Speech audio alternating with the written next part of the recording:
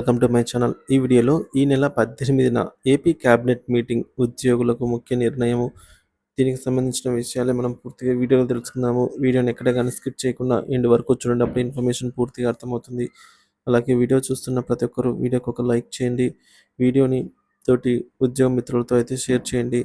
కొత్తగా మన ఛానల్ చూస్తున్నారు సబ్స్క్రైబ్ చేసుకున్నట్లయితే దయచేసి మన ఛానల్ని సబ్స్క్రైబ్ చేసుకోండి.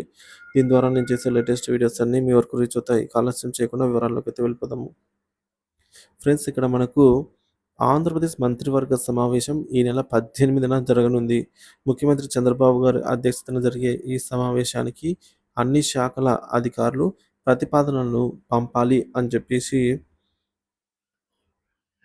జీఏడీ అధికారులు ఆదేశాలు జారీ చేశారు.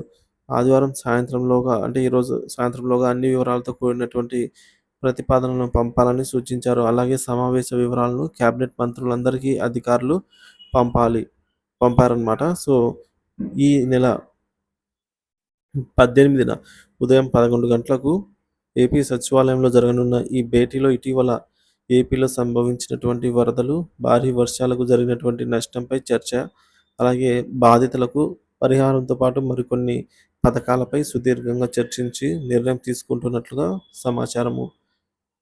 సో ఇదే విధంగా ఉద్యోగులకు సంబంధించి